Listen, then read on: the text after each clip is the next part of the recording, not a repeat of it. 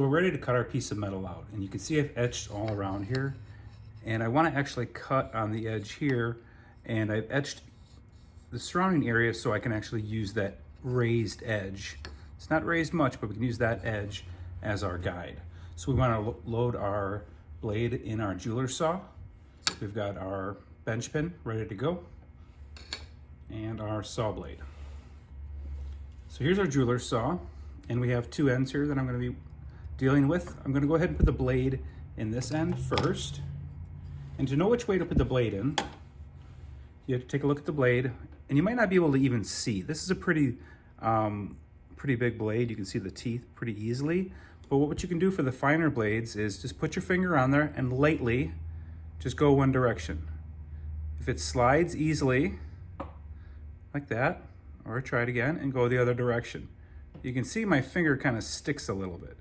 So don't put a lot of pressure, don't cut yourself, but I can tell the teeth are pointed that direction because they snag my finger when I go in that direction. So they're on this side, and they want to face my metal, and they want to be going down. So when you cut, it's always going to be in the downstroke.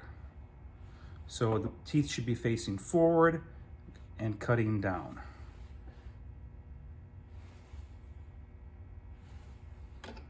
So let's take a look at the first end of the saw here.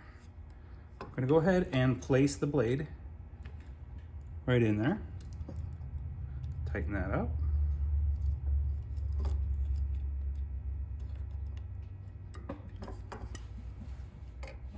And if we look at the other end, we can see it doesn't go in there all the way. You know, you might even have it a little further this way. Let's put that end in here. And then I'm going to take the handle and push it into my chest or whatever is comfortable for your body. And when you do that, I'll take the blade out here a little. You can see as I lean forward, that gets closer and further away. So I'm just going to lean into it. Tighten that up and listen. You can hear it's kind of a, you know, like a guitar string or something. There should be some tension to that. Let's actually loosen that up and put a little more on there.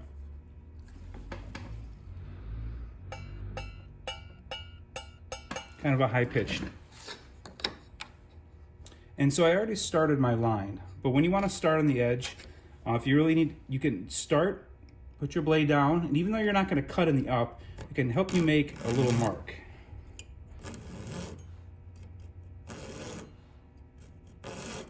And then once you have your mark, you can go in.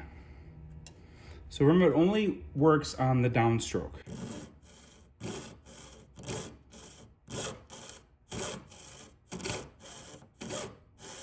I'm using the full length of the blade. I'm keeping my blade 90 degrees to my piece. And you want to have your elbow and your forearm parallel to the floor and the saw blade in line with your shoulder. So you want to just be moving your elbow, not your shoulder.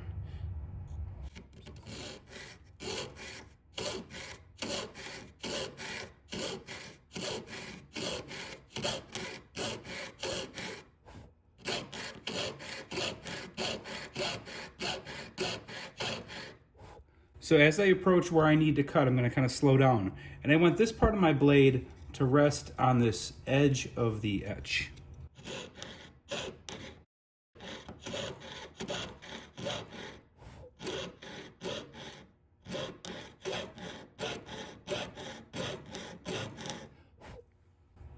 And you can see I'm a little bit on the outside, and that's probably good for starting, but I want to get a little closer if I can. But for starting out, just make sure there's a little bit of room. I'd rather file a little bit away than cut into my piece and have nothing and have to start all over. And so I'm turning my piece, not the saw, and when I'm holding on to my piece, I'm clamping down here, and then I'm using my thumb to butt up against here to hold it down. I'm not squeezing like this. I'm not just planting my hand flat. I want to clamp and then kind of butt it up against the edge. And you slow down as you get into a corner, and you may have to actually not advance your blade and actually pull back a little bit as you go up and down so that you don't cut into something you don't need to if you're trying to make like a right turn. So I'm gonna pull back a little bit against this edge here as I turn and make sure that the front edge of my teeth are sawing without cutting into the part that I need. Don't turn your piece too much without moving the blade or you will snap a blade. So then I'll advance as needed.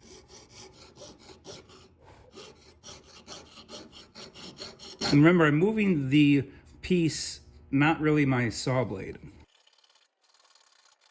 Again, I'm easing off here and then just going up and down so I can make that turn. Also can see my thumb here is wrapped all the way around my fingers. My thumb isn't pushing up or lining up with the saw blade. I've got my hand gripped all the way around.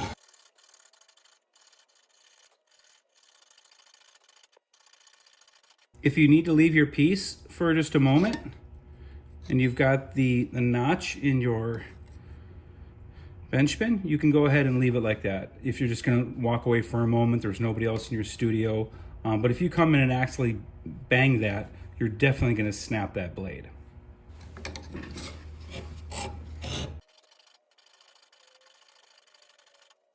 If you ever get any resistance and you can't move forward or you can't move the blade up and down, just relax. Don't put any pressure forward on the blade and make sure you're not putting any pressure on the metal, and just try to go in the downstroke and it should let up until your blade is free.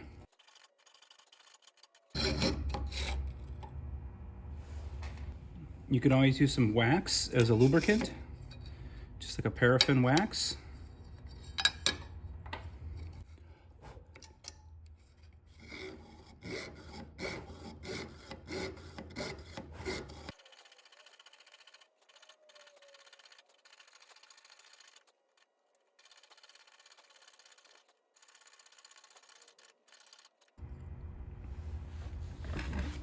As you feel fatigue, make sure you rest. Do some exercises, stretch out your arms, your forearms. If you need to, get up and walk around. This act can be very strenuous on your tendons and your wrists and everything, so make sure that you are stretching and taking breaks and following proper posture.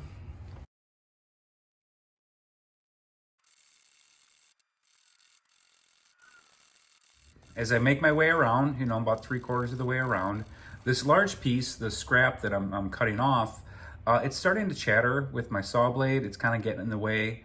So I'm just gonna kind of cut it clean off. Before I do that, I'm gonna make a little detour to the left. I'm gonna cut that corner. And then, so when I wanna come back and start my cut again, I've got a little notch in there from my saw blade that I started before. Trying to come in on an angle on a corner can be really difficult. So you wanna try to do that whenever you can before you cut off all that excess. And then I can just put my saw blade back in there and I can just go ahead and finish the cut. And then next we'll be ready for filing and sanding. Pretty much everything you do with sanding is gonna be the same as filing. So you're gonna start coarse to fine, and then with the files, and then you're gonna go ahead and switch over to your sandpaper, but we'll talk about that in the next step. As you approach the end where the saw blade is gonna come out the back side of that aluminum, just kind of slow down. And just so that if you go too fast, you'll bump that saw blade into the table or into your bench pin, and you can easily break a blade. So just take your time and finish up. I want to begin with my files with using the most coarse file, and then working my way to finer files and smaller needle files like you have in the back here. You can even use files such as diamond files, which you can use in any direction.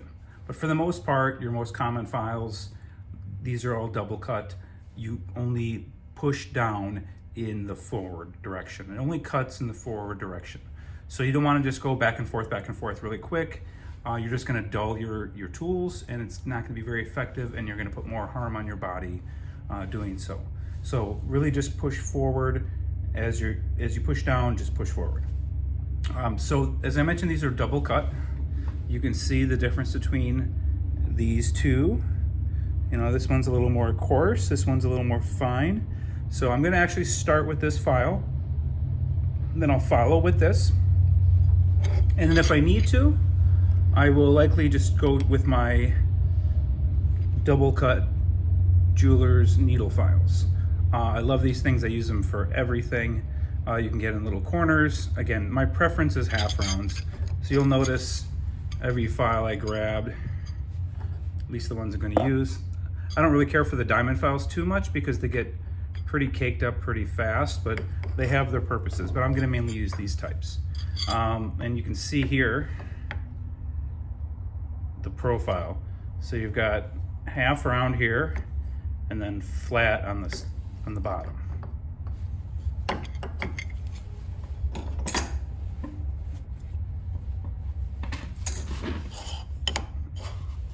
So to begin,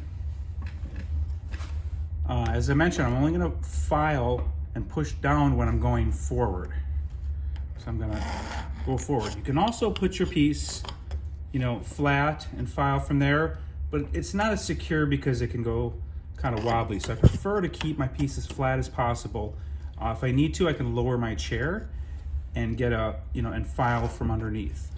Filing from the top is a little difficult, at least for me, because I can't see what I'm doing as much. I get in the way of the light, and it's just difficult to keep straight. But here, I can kind of go from the bottom. And I'm not gonna quite, you know, be going from the perpendicular to the ground. I'm gonna be also kind of at an angle. So I'm not gonna be going up and down like this. I'm gonna be kind of going forward. That'll help me kind of move forward. So I'm gonna place my piece down, secure it just like if I was going to saw, and mainly gonna move the piece as I file. I might have to get down and go perpendicular, but for the most part, I'm gonna go forward. Once I get into here, I'm gonna have to go in with a finer file to get into those cracks, but I can get most of this surface with this type of file. You can see the edge. If you get right on top of it and look at it directly perpendicular to the ground, right on top of it, you can see that edge. So I try to place my eye directly over. If it's too far over, you know, one way or another, it's a little harder to identify that edge. So you can see I've got a little bit to file off here. But again, I'd rather have something to file than have to start all over again. At least file a little bit. So I'm just gonna pick a spot here. You know, be very conscious. This spot should indent a little bit. This spot, there's a couple places on our design that indent, so you don't want to file too much. But you don't want to really dig in where you don't have to. So I try to use the whole face of the file perpendicular. Try to use the whole face of the file perpendicular.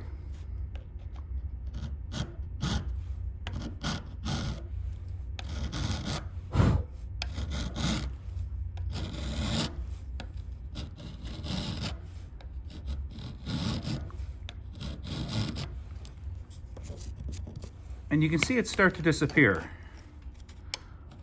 Again, be careful here. You could actually just roll over that. Don't worry about the dip. We'll get back to that. But just keep that file perpendicular to your edge. You know, just keep it, try not to tilt it this way or that way. You can angle it forward and towards yourself a little bit, that's okay, but just make sure that you're not forward, backwards, or tilting one way or another.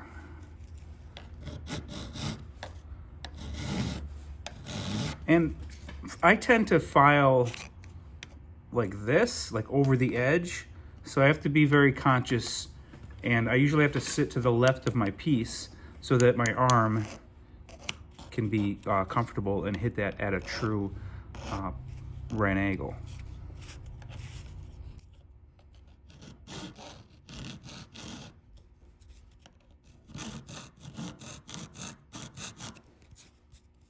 Go in there a little bit.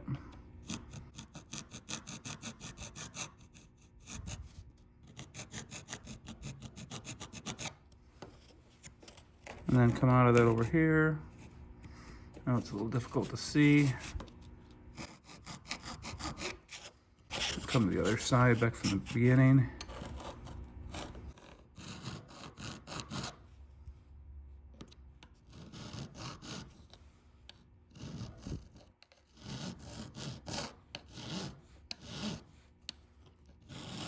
Now sometimes I'm going back and forth, but I'm really only pushing against my file in the metal in the forward direction. There's another indentation. Don't worry about going in for now.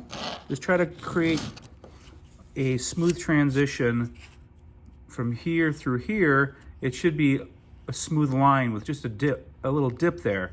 So if we can file this part and then come back in the dip, we'll have a nice continuing line all the way through. So that's when I tend to turn my file this direction. Once I get comfortable and I feel I'm doing really well, you can go directly parallel to the floor. And that'll help you get a nice, straight, broad line. Go over that dip as well.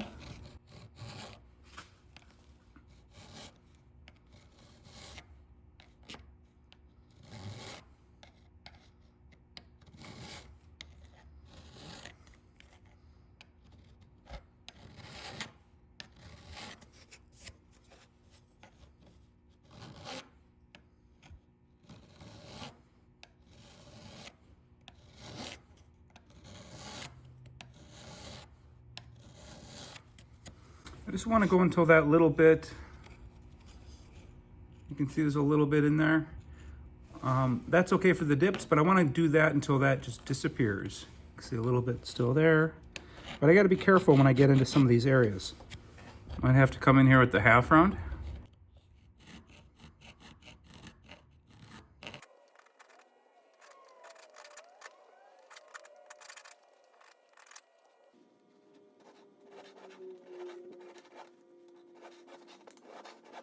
Just keep filing until that line disappears.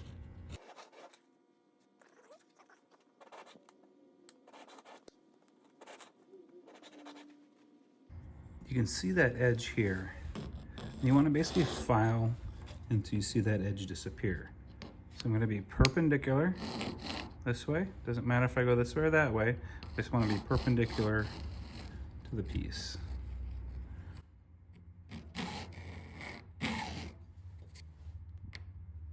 Do a few broad strokes. Make sure you're getting the entire piece. It'll start to even out.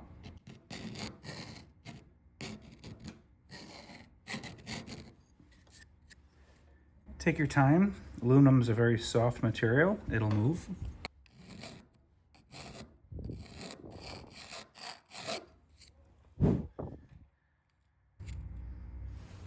And I'm staying away from the corners. I can always file those a little bit at a time. I'm just trying to get all of this because I don't want to get in and go too far with it.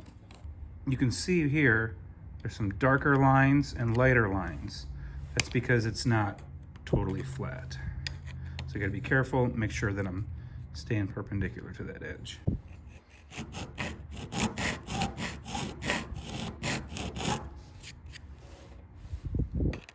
We can come back with our smaller file, little needle file, and then we can get some of those grooves a little more true. And we could even use this to come back and smooth out those edges, but it's gonna take. So there's our first file marks, and then our fine. So we should really use that larger file before trying to do all those little spots. But again, we can use this file to get in to these smaller areas. We can use the back side of the half round.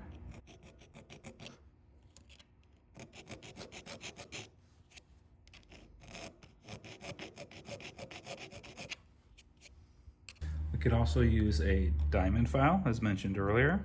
Make sure you clean it out with your file card. They get pretty gummed up. And you can also find various sanding sticks. This is a pretty rough grit. I would probably bump it up to 220. And it comes in various grits.